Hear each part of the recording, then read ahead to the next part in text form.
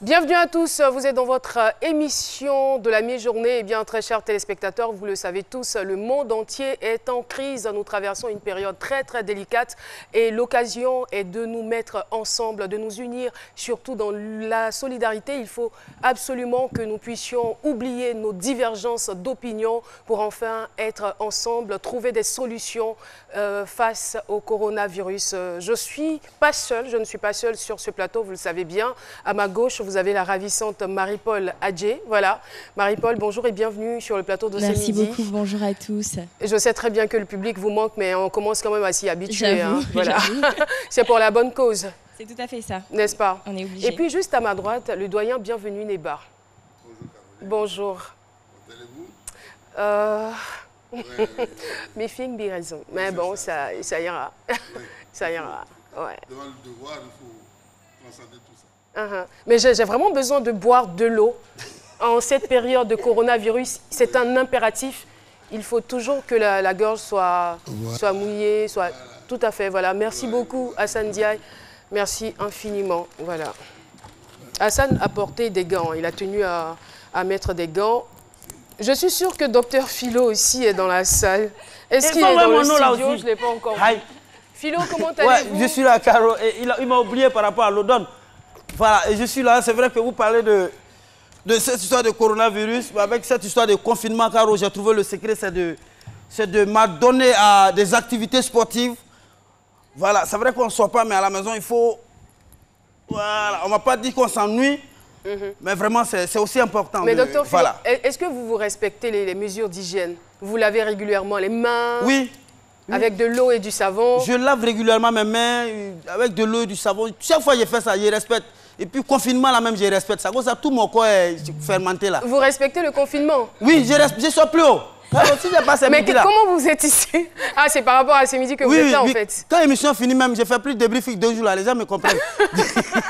Et vous avez bien raison. Paulus, qu'en est-il de vous? Est-ce que vous respectez les règles d'hygiène?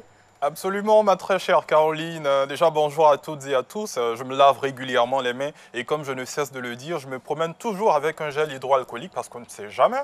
Après avoir ouvert une porte ou quelque chose comme ça, j'utilise toujours mon gel pour me désinfecter les mains. Et tout à l'heure, on parlait d'absence de spectateurs dans le studio. Eh bien, moi, je les sens sur la page Facebook parce qu'ils s'y manifestent de façon fréquente et voilà, c'est comme ça qu'on les a avec nous. Merci beaucoup, Paulus. Et puis, n'oubliez surtout pas d'informer vos proches. Tout le monde n'est pas au même niveau d'information. Alors, il ne faut pas hésiter. Il faut appeler les parents, même s'ils sont à l'intérieur du pays. Il faut pouvoir les informer des mesures préventives. C'est important, Marie-Paul Adjé. Alors, aujourd'hui, on va quand même s'intéresser à l'art. Ça fait partie de la vie et ça apporte du peps et encore plus de beauté à la vie. Nous allons recevoir dans quelques instants un contorsionniste. Je suis un contorsionniste, c'est tout simplement le thème du jour. Et la contorsion, vous le savez, c'est une discipline acrobatique pratiquée généralement au cirque, en gymnastique et dans bien d'autres domaines. Son nom, c'est Kwasi Eric. Kwasi Eric, c'est soigneusement laver les mains. Il va nous rejoindre dans quelques petits instants, mais découvrons tout de suite son portrait. Aujourd'hui, C'est Midi reçoit un jeune homme ayant l'art de la contorsion. Kwasi Eric, plus connu sous le nom de Sios Hollister, est un jeune homme de 25 ans issu d'une famille recomposée de 5 enfants. Il fait tout son parcours académique au collège catholique de Dabou. Mais face aux problèmes financiers de ses parents, il arrête l'école en classe de terminale. Contorsionniste, artiste sapeur et conseiller en images, autodidacte, il fait ses preuves dans le milieu de la mode et dans l'art de la contorsion. 13 ans aujourd'hui qu'il pratique cet art. Je suis contorsionniste. Notre invité du jour, Kwasi Eric, nous parle de sa passion dans un instant avec Caroline.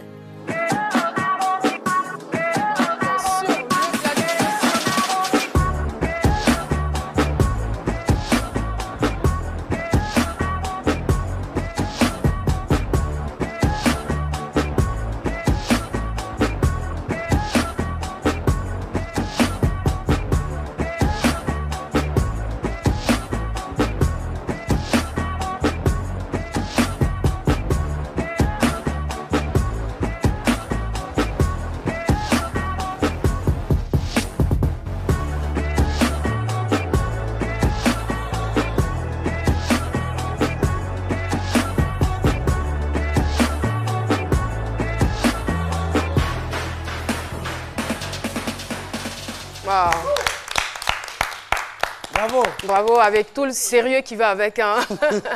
Eric, bienvenue sur le plateau de ce midi. Merci. Vous allez bien? Je vais très bien. Dieu merci. Vous ne toussez pas? Hein?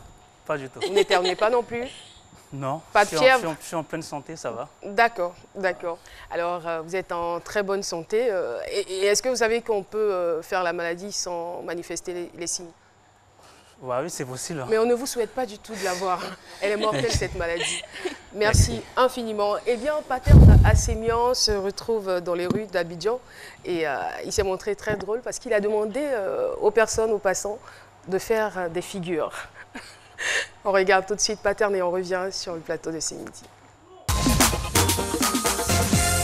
Chris Paterne Assémian, c'est votre opinion. Autrefois, en raison de l'étrangeté de ce numéro hors du commun, le contorsionniste n'était pas véritablement considéré comme un artiste à part entière et faisant plutôt office de curiosité ou de phénomène de foi ou exposition. Et cela dit, qu'est-ce qu'un contorsionniste? Votre opinion nous intéresse. Contorsionniste, je ne sais pas, le mot ne me dit rien. C'est un mot que je rencontre, je ne sais pas quoi raconter dans mon vocabulaire, que j'ai pas bon. Peut-être qu'une fois passant, mais ça ne me dit rien.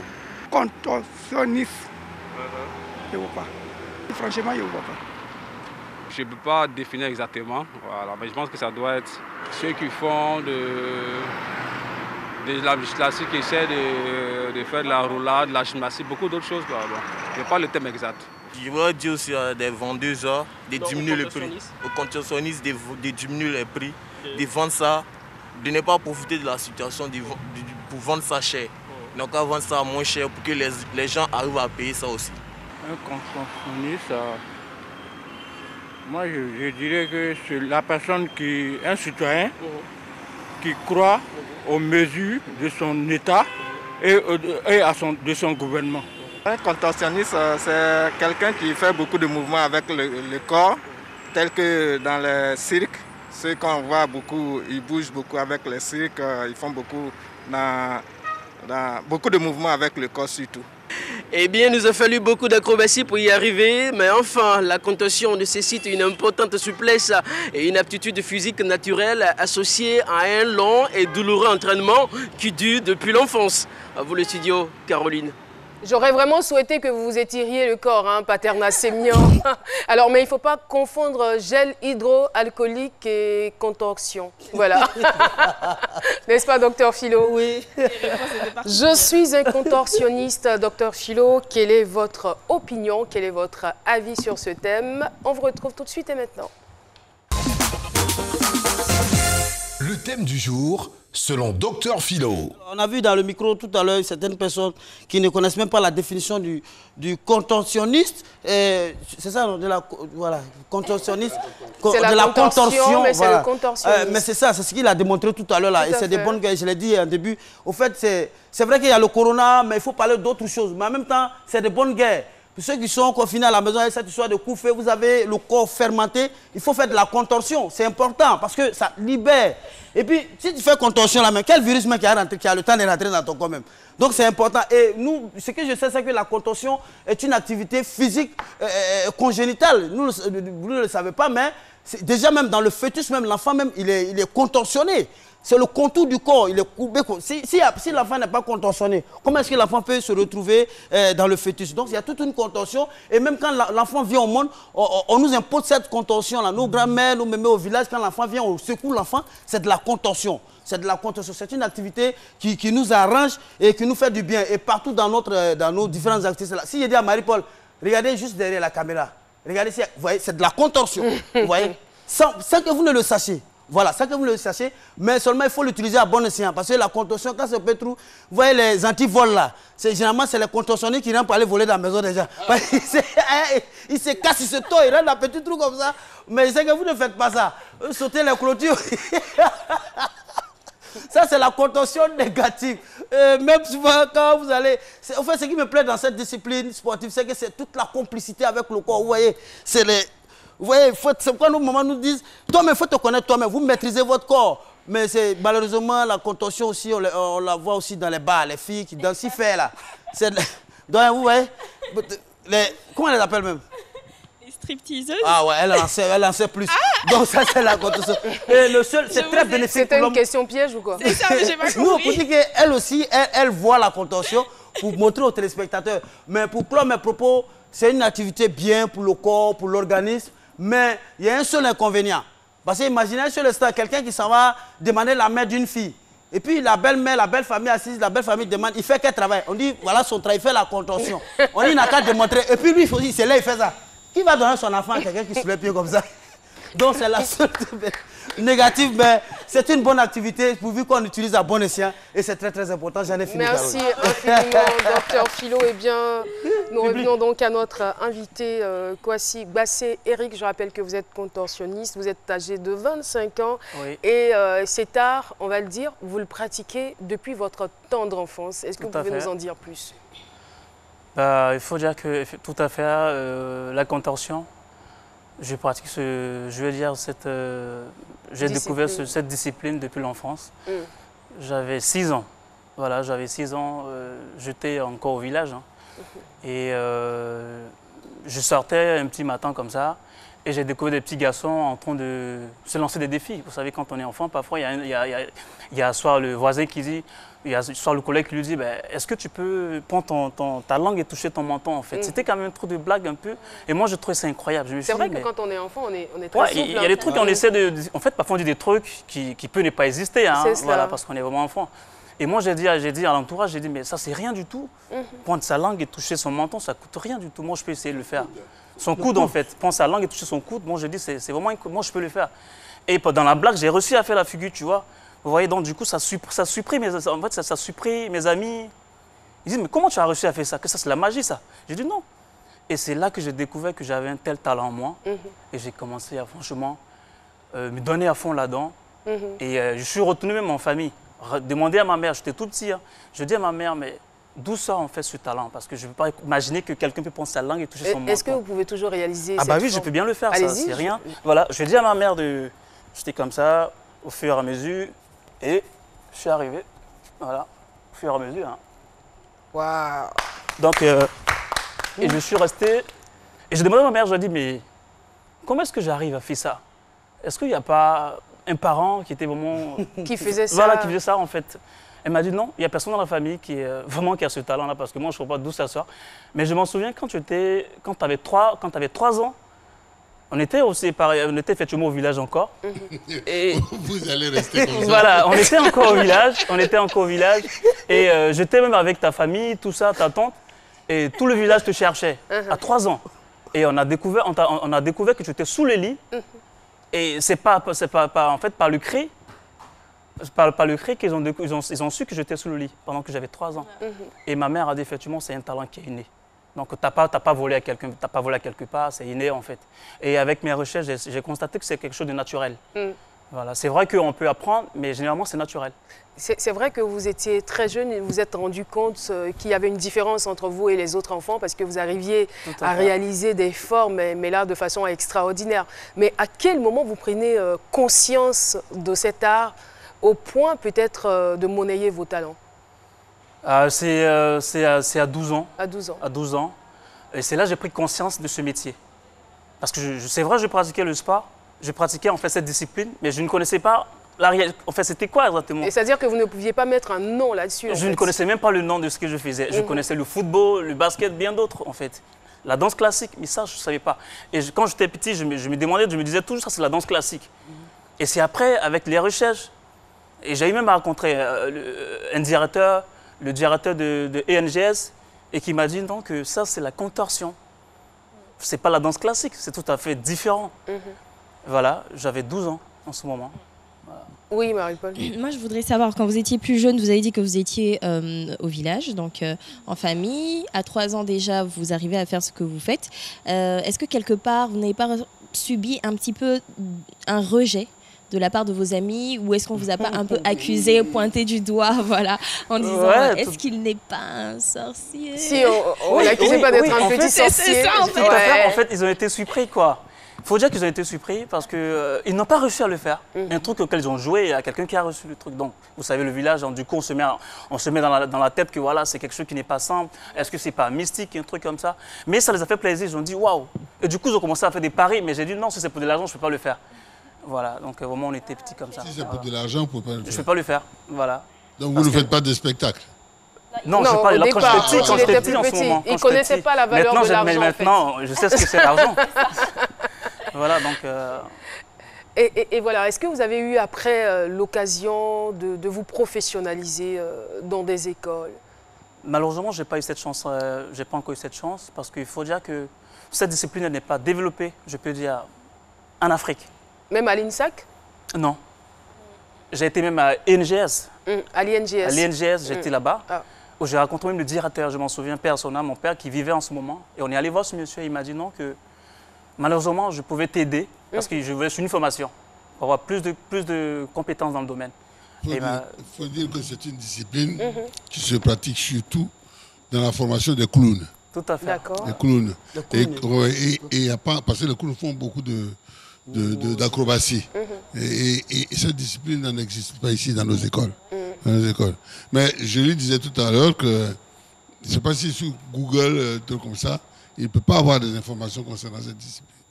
Il faut dire que j'ai des informations parce que je suis d'abord, il faut dire que je suis autodidacte. Je me suis toujours formé tout seul. Et puisqu'il faut dire que c'est quelque chose qui est inné. Hein. Donc j'ai toujours pris ça pour quelque chose de naturel. Donc je me suis toujours formé seul. Mais après, et quand j'ai pris conscience de la contorsion du domaine, en fait, j'ai fait des recherches sur Internet. Et je me suis toujours inspiré de l'une des célèbres contorsionnistes qui est au nom de Zlata, qui est russe et qui est la meilleure contorsionniste au monde. Et franchement, c'est d'elle en fait mon inspiration est venue. Est-ce que vous pouvez nous partager l'expérience que vous avez eue avec elle déjà par rapport à ce que vous aviez comme don naturel et l'expérience qu'elle avait? Ben, en fait, elle, c'est vrai qu'elle est contorsionniste, mais avec les recherches qu'ils ont, avec les découvertes qu'ils ont faites après, ils ont trouvé qu'elle n'est pas humaine en fait, parce qu'elle a une maladie. Oui. Donc c'est vrai qu'on est contorsionniste tous, parce qu'un contorsionniste en réalité, c'est vrai qu'il peut pivoter ou il peut faire des figures incroyables avec les membres du corps. Mais il y a des critères. C'est-à-dire qu'un contorsionniste ne peut pas se permettre et de faire tout, c'est-à-dire que de se tordre dans tous les sens. Non. C'est vrai, tu peux être contorsionniste. On a la main, tu peux être flexible, je suis flexible. Mais il s'agit des ligaments. Il y a certains qui sont très forts avec les bras, certains qui sont très professionnels avec les pieds. Mais elle, par contre, avec les recherches qu'on a découvertes, en fait, avec les découvertes que j'ai eues, j'ai fini par savoir qu'elle, et le monde entier a découvert qu'elle, en fait, elle atteint une certaine maladie, j'oublie le nom, au niveau des os.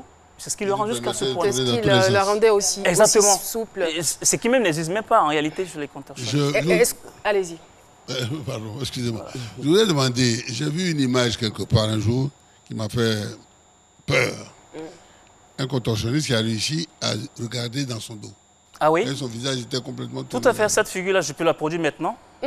Regardez dans votre dos. Bah oui, je peux le faire. Ça, je le fais au côté. Je le fais à tout moment. Oui. Non, c'est ça. Regardez. Oui, tout à fait. Je le fais maintenant si ça ne dérange pas. Hein. Voilà. C'est-à-dire votre moi, ça me dérange pas. C'est-à-dire que je suis là et puis voilà, je fais face à l'arrière. Est-ce qu'un individu lambda peut prétendre être contorsionniste? Si par exemple le docteur Philo est intéressé aujourd'hui par cette discipline, est-ce qu'il peut être contorsionniste? Oui, il peut y arriver, mais il faut dire qu'il faut d'abord commencer ce qu'on appelle c'est-à-dire qu'en fait les prises de base. Tout d'un coup, parce que d'abord il faut commencer d'abord ce qu'on appelle la gymnastique. Et au fur et à mesure, je vais d'abord vérifier en fait ton niveau de flexibilité. Parce que si je ne connais pas ton niveau de flexibilité, franchement, je détruis. Comment on vérifie le niveau de flexibilité? Oui, c'est au fur et à mesure que je m'entraîne avec vous, j'essaie de voir un peu le niveau avec les membres du corps et tout ça. Et voilà, je peux savoir. Si vraiment, tu peux y arriver à peut-être créer des figures de contorsion, voilà. Est-ce que ce n'est pas au bas âge qu'on apprend tout ça? En réalité, parce que là, moi je suis là, tous les os là sont durs. Donc vous n'allez pas casser mes os pour que je me... Franchement, voilà. Non, mais il faut dire que c'est vrai que c'est à bas âge. Voilà. C'est à bas âge parce que c'est quelque chose de naturel. C'est à bas âge, bien sûr que oui, mais avec la volonté, c'est possible, tu peux y arriver. Alors, la figure dont vous parliez tout à l'heure, Si vous ne la faites pas, je suis sûre que les téléspectateurs vont m'en vouloir. Ah oui, il n'y a pas de problème, je peux même la produire. Voilà, il n'y a pas de souci. Je ferme mes yeux, allez-y. Non, vous n'avez pas à fermer les yeux. Voilà, je peux... Non, vous faites face à la caméra, mais vous regardez, voilà, regardez comme ça, puis vous regardez la caméra maintenant. N'ayez pas peur. Hein. Je vais essayer. On a tout vu dans l'émission, ça là. Donc...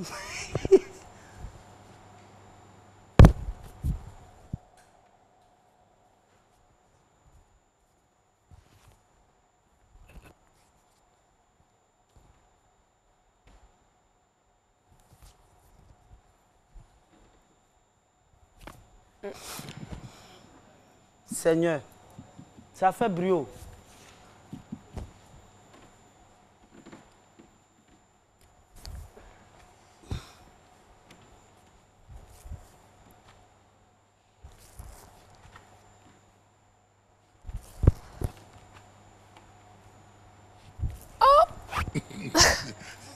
N'allez pas vers elle, 1 mètre, pardon. Ça suffit.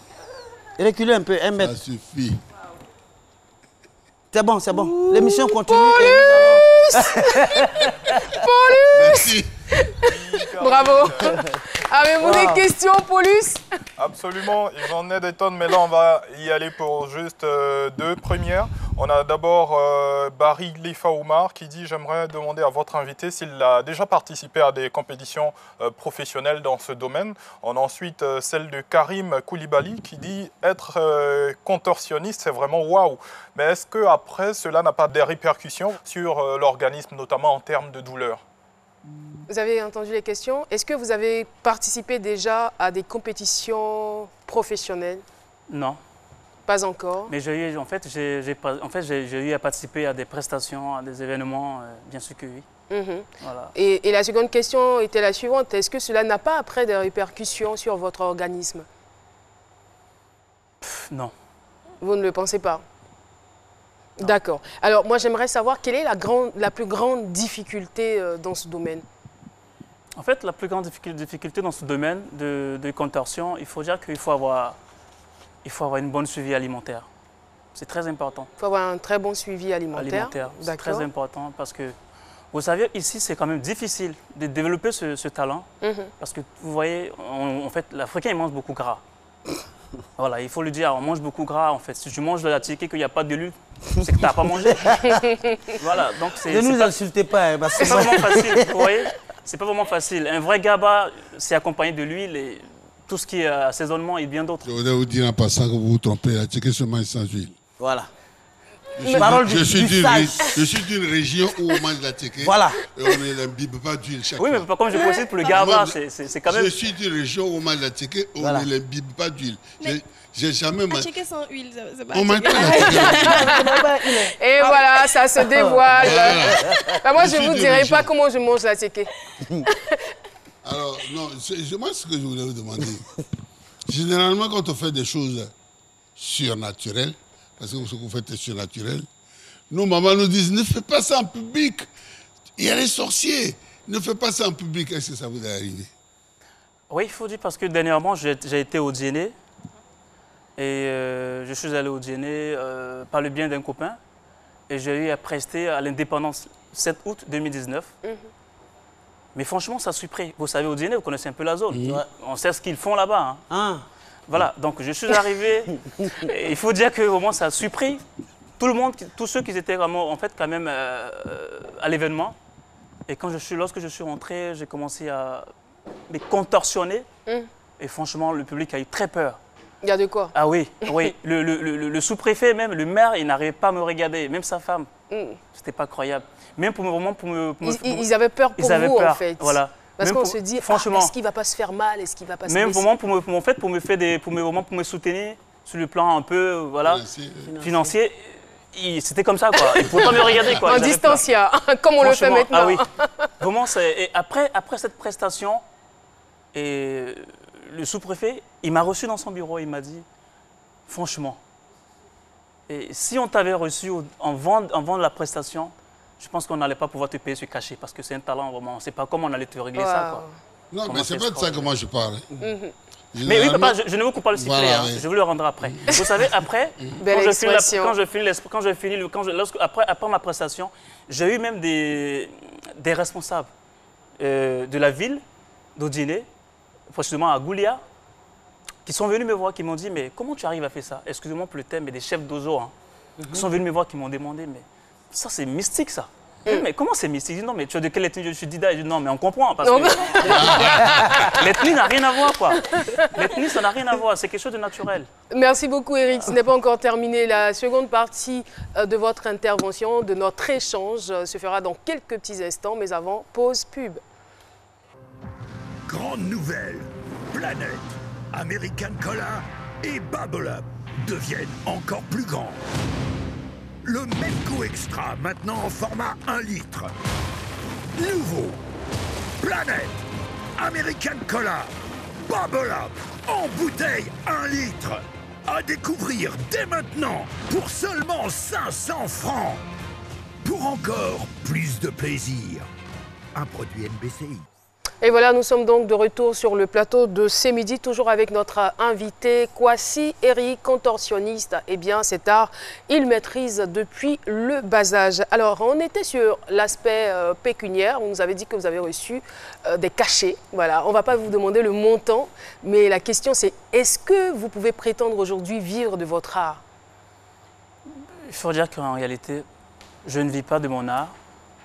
Voilà, vous vivez de quoi? D'amour et d'eau fraîche alors? Je ne vis pas vraiment de mon art parce que j'ai pas encore eu, franchement il faut dire que je n'ai pas encore eu le succès dans le domaine. Et vu que c'est moins développé ici, et il n'y a pas de discipline, là où je peux vraiment me perfectionner. Et donc du coup, en tant qu'un autodidacte, c'est très difficile. Mais je veux dire qu'il y a les réseaux sociaux. Est-ce que vous faites des vidéos que vous balancez sur les réseaux sociaux et puis oui, j'ai même eu la chance de rencontrer l'un des célèbres comme danseurs ivoiriens qui est Georges Monboy. Voilà. Et je l'ai rencontré et lorsque je suis allé le voir, il m'a dit, mais Hollister, parce que c'est mon nom d'artiste, il m'a dit, Hollister, est-ce que tu peux venir à Trècheville? Je sais pas, il y avait un ballet là-bas parce qu'il fallait répéter avec ces danseurs. Et franchement, parce que moi je fais un peu la sape, hein, donc j'étais très habillé, très élégant. Et lorsque je suis arrivé, il m'a dit, mais Hollister, tu ne devais pas être là, élégant, en costume, voilà. Ah d'accord, en costume. Je sais pas quoi. J'ai dit non, mais c'est naturel.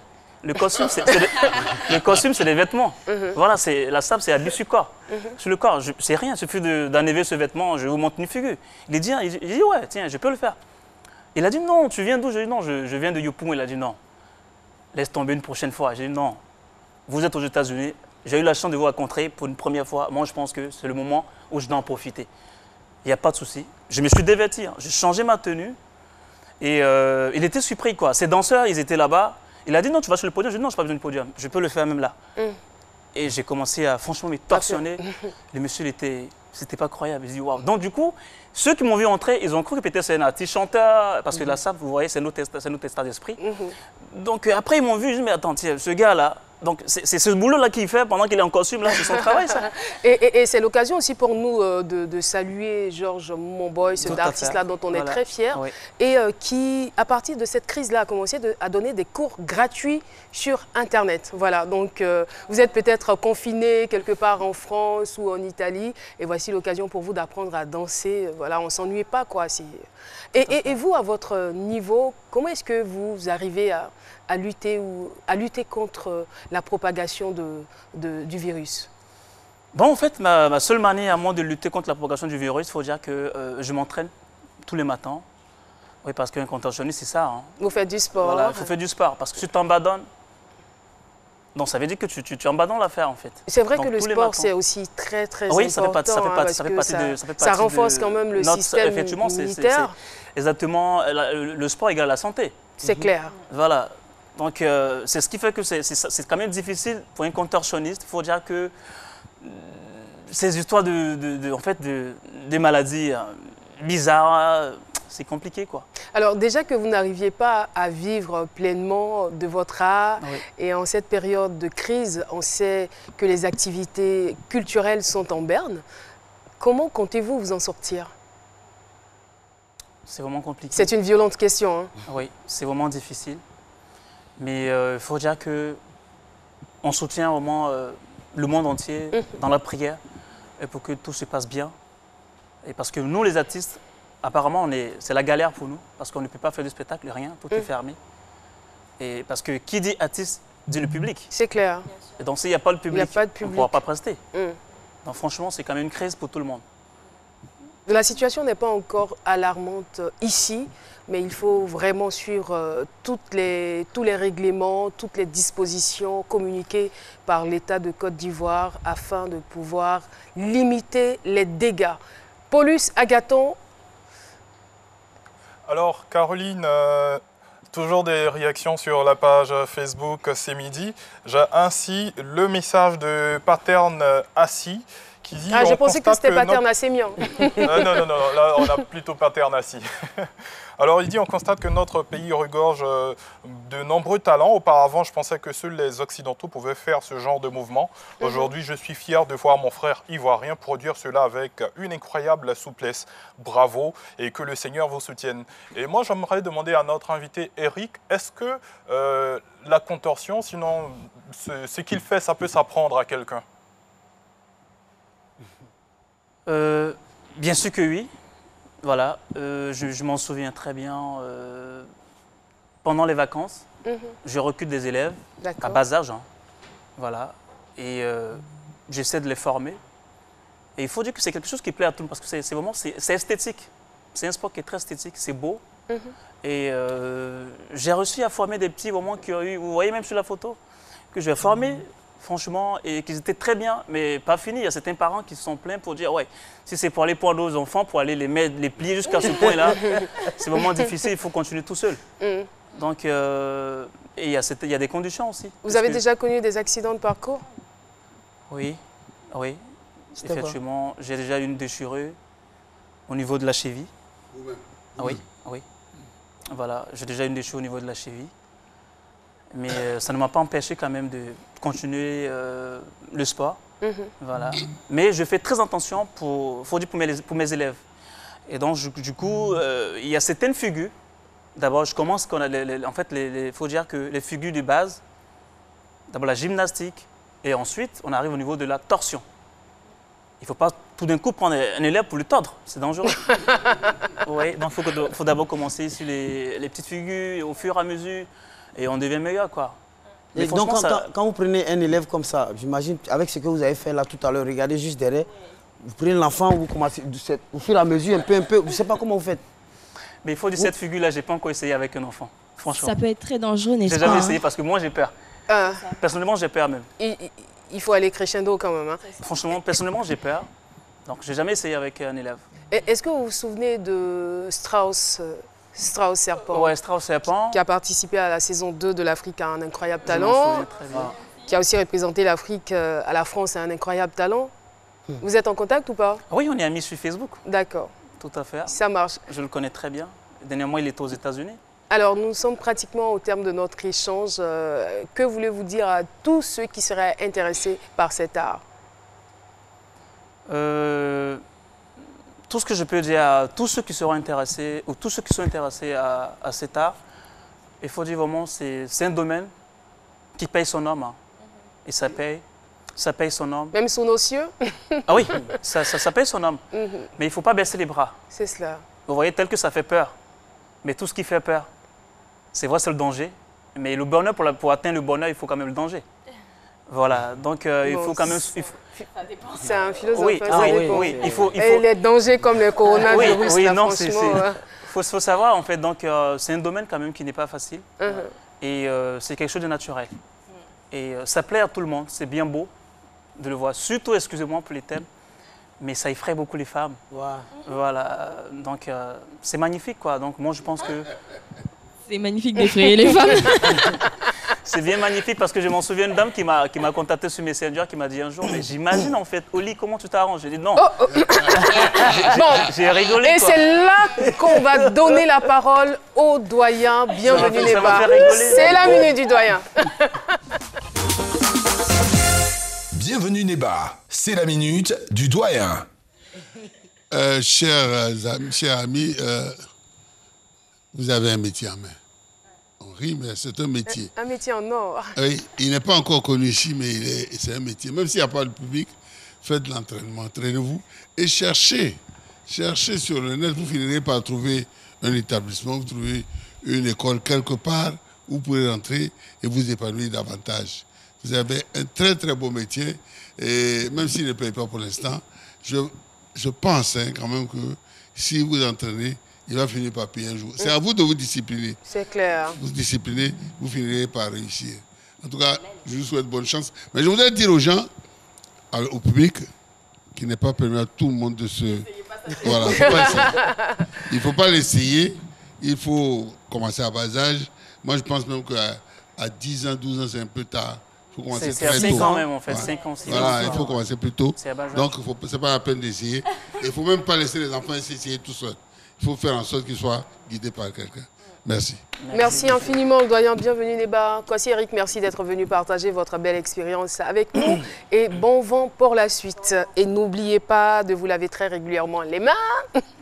Toussez ou éternuez dans le pli du coude. Utilisez un mouchoir à usage unique et jetez-le. Saluez sans serrer la main. Évitez les embrassades, les accolades, tout ça. Voilà, ce sont les mesures d'hygiène pour se préserver contre le coronavirus. Sur ce, on va parler beauté. Enfin, on en a besoin, n'est-ce pas, Marie-Paul Adjé?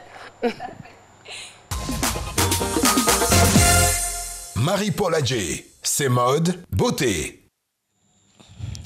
Merci infiniment à tous. Alors aujourd'hui, je dis merci infiniment comme s'il y avait le public.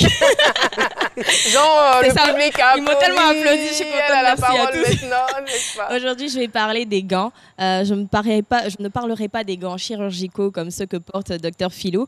Je parlerai plutôt des gants comme accessoires de beauté. Et oui, on va revenir un petit peu sur l'histoire des gants et commencer avec les deux versions. Donc la première version, parce qu'il y a deux versions sur le début et l'arrivée des gants. La première version, c'est que certaines personnes disent que les gants sont arrivés dès l'Antiquité et que à la base, avant, ils étaient en forme de moufle. Ils étaient portés pour se protéger du froid ou simplement pour se protéger de diverses agressions. Ils étaient portés par les bergers, les artisans, les paysans. La seconde version dit que les gants sont arrivés dès l'époque de l'Égypte antique avec les pharaons, donc dans la tombe du pharaon Toutankhamon, je crois bien que c'est comme ça qu'on prononce. C'est bien ça le sage? C'est ça, Toutankhamon. C'est ça, voilà. C'est ça. Voilà, justement, dans sa tombe, en fait, il y avait des gants et les gants pour les pharaons, c'était un symbole de royauté, un symbole de pouvoir. Voilà, donc on sait ça par rapport au début des gants. Une chose est sûre, c'est que les gants vont commencer à connaître une réelle importance grâce aux religieux qui, dès le 9e siècle, vont désigner les gants comme symbole de l'Église, en fait, un grand symbole de l'Église. Les gants vont devenir le 3e attribut épiscopal. Je vais demander à la régie d'afficher le collage. Voilà, donc 3e attribut épiscopal après la mitre et la crosse. Donc la mitre, c'est le chapeau, et la crosse, c'est le fer qui est juste à côté. Donc, la mode va venir s'inspirer de ça. On va voir à partir du 20e siècle des maisons de haute couture qui vont s'en inspirer et en faire un accessoire de mode avec diverses couleurs, divers matériaux. On va voir des stars qui, à l'époque, vont commencer à porter les gants, tels que Marilyn Monroe ou encore la reine d'Angleterre. Et la première, je pense la pionnière même, qui a commencé à porter des gants ici en Côte d'Ivoire, c'est bien notre maman Marie-Thérèse Houphouët-Boigny, qui, elle, avait la classe depuis très longtemps. Non, franchement, la classe, déjà, c'était vraiment une pionnière en matière de mode. Et donc, voilà, j'ai décidé de revenir sur l'histoire des gants. Il faut dire aussi que, bon, si on doit parler, par exemple, des gants chirurgicaux comme porte Dr Philo, tu vas faire l'illustration avec tes mains. Il y a une histoire très intéressante en ce qui concerne les gants chirurgicaux, c'est que apparemment, les gants chirurgicaux, en fait, sont nés, en fait, d'une idylle entre un médecin et une infirmière. Oui, tout à fait. Donc en fait, ce qui se dit, c'est que l'infirmière avait, avant, on ne portait pas les gants pour les opérations. Donc c'était vraiment, on mettait un produit que je ne connais pas, je ne dirai pas le nom donc. Et un jour, elle a commencé à attraper de l'eczéma sur la main à cause de ce produit. Et son amant, qui était le médecin, a voulu qu'elle revienne à ses côtés pour opérer. Et donc il a demandé à ce qu'on fabrique des gants en latex. Voilà, c'est une histoire un peu comme ça. Bref, vous connaissez maintenant l'histoire des gants. L'amour est merci infiniment, bravo. Merci, on a fait un peu d'histoire avec ces mêmes gants-là qui nous servent de prévention, qui nous sauvent. Voilà. C'est pas les mêmes gants, hein, Dr Philo. Eh bien, notre prochain invité est en train de se laver les mains. C'est le professeur Domoakwa Médard, chef de service de pneumologie. On le recevra dans quelques petits instants, juste après la pub. Bonjour, Tanti. S'il vous plaît, je cherche une cabine pour faire transfert. Ma vie, quand tu n'as pas un compte Move Money, il faut acheter une unité avec ça. Avec Move Money, je peux acheter du crédit de communication. Aïe, alors tu sais ce que Move Money peut faire pour toi. Hein? Là, tu vas au courant. Oui, avec Move Money, achetez des unités ou rechargez un proche. Tapez étoile 155, étoile 3, étoile 1, dièse. Avec Move Money, profitez! Chers Ivoiriens, chères Ivoiriennes, nous avons constaté l'arrivée du coronavirus à Abidjan, en Côte d'Ivoire. Donc j'aimerais vous inciter à pratiquer des gestes simples. Lorsque vous voulez éternuer ou tousser, toussez dans un mouchoir. Si vous n'avez pas de mouchoir, toussez dans le creux du coude. Se laver régulièrement les mains avec de l'eau et du savon ou du gel hydroalcoolique. Il faudra éviter les lieux publics, les regroupements, les salutations, les bises, les accolades.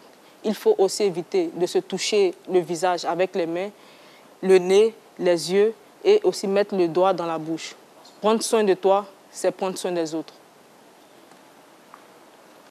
Merci beaucoup. Eh bien, la répétition étant pédagogique, nous allons revenir sur les mesures de prévention contre le coronavirus. À ce titre, je rappelle que nous recevons le professeur Domoa Kwao Médard. Il est chef de service de pneumologie au CHU de Treichville. Bonjour et bienvenue sur notre plateau. Bonjour. Alors, on revient donc sur les mesures préventives pour l'instant. On n'a pas le choix que de s'en contenter et on n'a pas le choix que de se montrer discipliné parce que le coronavirus, ça ne trie pas. C'est exact. Mais d'abord, avant de parler des mesures de prévention, il est bon de savoir exactement comment est-ce que le coronavirus se transmet. Eh bien, la Covid, c'est une maladie respiratoire. Donc, la transmission du coronavirus va se faire essentiellement par voie aérienne.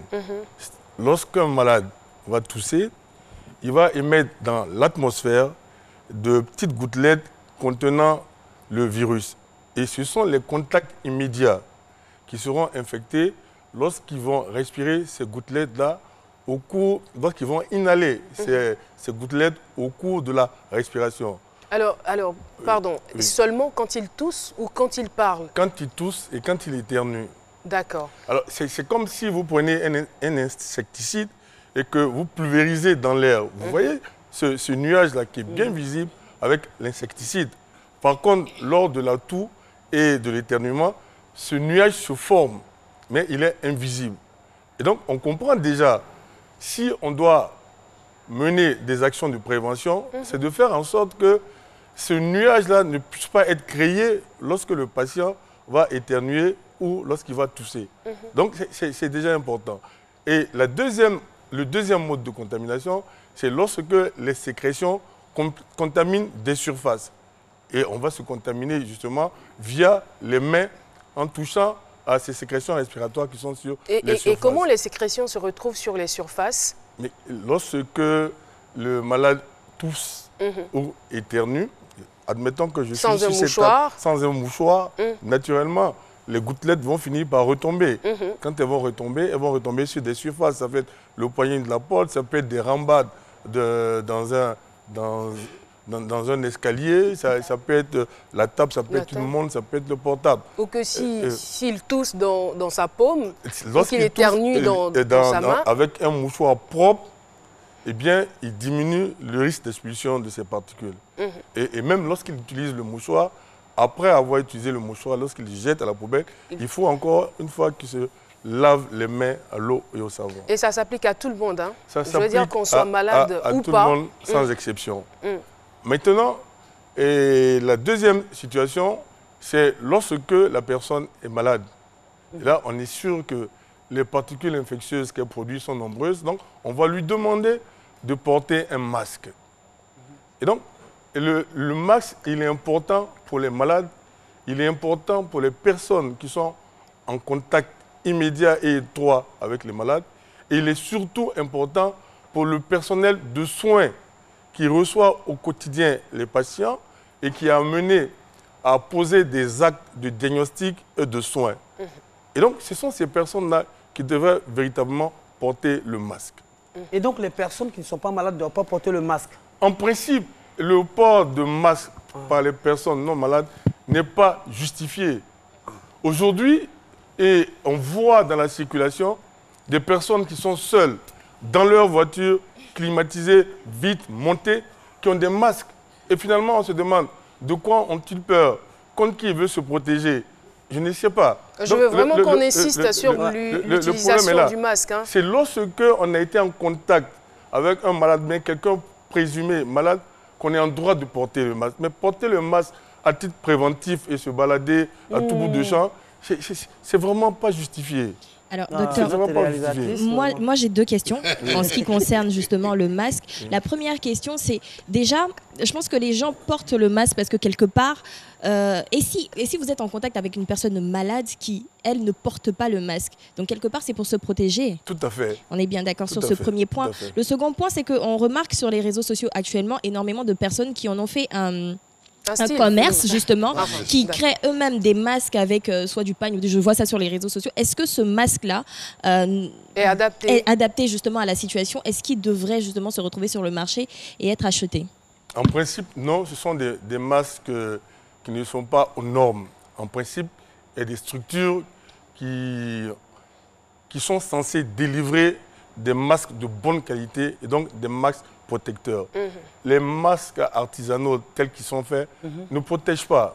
Et donc, s'il y a une chose à conseiller à la population, c'est de bien se référer aux services qui donnent les masques. Donc, il y a les pharmacies, il y a les hôpitaux dans lesquels on trouve les masques. Il y a des structures adaptées qui fournissent gratuitement les masques à l'État de Côte d'Ivoire. Merci infiniment. Mais c'est vraiment important. Il y a également l'utilisation du masque lui-même. D'accord.